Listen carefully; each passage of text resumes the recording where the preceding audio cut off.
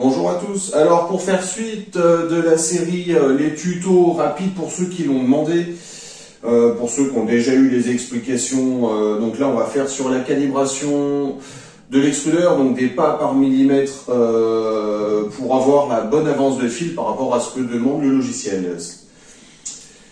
Donc on va faire ça rapidement, je vous mets la caméra directement sur l'extrudeur, donc pour ceux qui ne l'ont jamais calibré, qui veulent le vérifier ou qui ont modifié ou changé leur extrudeur, il faut repasser par cette calibration. Donc je bouge la caméra et je vous reprends l'explication dedans.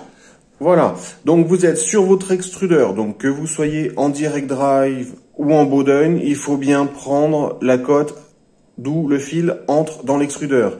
Vous faites un trait à 120 mm de l'entrée de l'extrudeur. Donc un petit trait avec un petit stylo, un petit réglet, tout simple, voilà.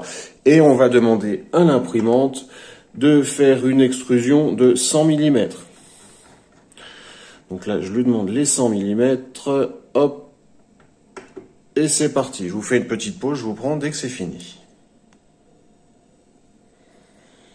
Donc l'extrusion est terminée, on reprend la mesure entre l'entrée de l'extrudeur et votre trait. Donc bon bah là j'ai 20 mm parce que mon extrudeur est calibré. Il faut tomber sur 20 mm et si vous tombez sur plus ou sur moins, on va faire un petit calcul pour corriger la mesure du moteur. Alors il faut au préalable aller chercher dans les menus de votre imprimante, donc sur la mienne, dans Prepare, dans Motion, les pas par millimètre, les pas de mon extrudeur. Donc je suis un extrudeur en direct drive et surtout avec un rapport de démultiplication, je suis pas en prise directe. Donc moi mes pas sont aux alentours des 415 avant réglage. Là je suis à 409 réglé. Donc il faut prendre cette valeur-là. En prise directe d'extrudeur, vous avez une valeur de l'ordre de 83, j'ai en tête. Donc il faut noter cette valeur. Donc on va prendre en exemple mon cas. J'ai 409 pas par millimètre entrer dans mon imprimante. Si vous n'y avez pas accès directement sur l'écran, il faut regarder mon autre vidéo, il faut passer par le logiciel Printerface ou équivalent pour aller lire la valeur directement dans le firmware. Disons qu'il me restait 19 mm sur ma mesure. Ça veut dire que j'ai extrudé 101 mm d'extrudé. J'en voulais 100 demander.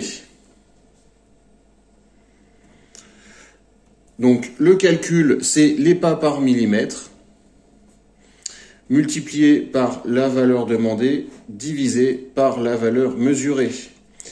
Et donc ça, votre nouvelle valeur, vous allez la rentrer à la place de vos pas par millimètre d'origine dans votre machine. Vous refaites un essai, vous revérifiez, et si tout est bon, eh ben, c'est que votre extrudeur est calibré.